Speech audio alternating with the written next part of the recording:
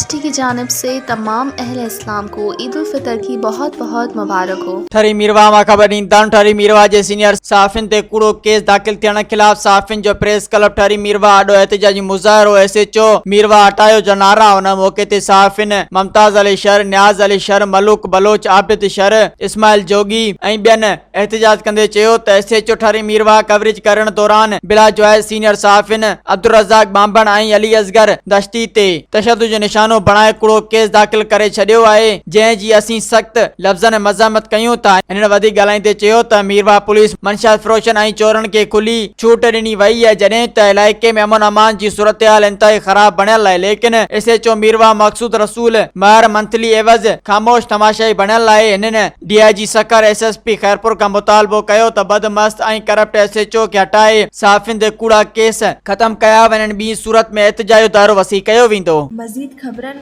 ऐं तफ़सीलात लाइ विज़िट कयो असांजी वेबसाइट www.awamiNewsHD.com ऐं ॾिसंदा रहो अवामी न्यूज़ HD।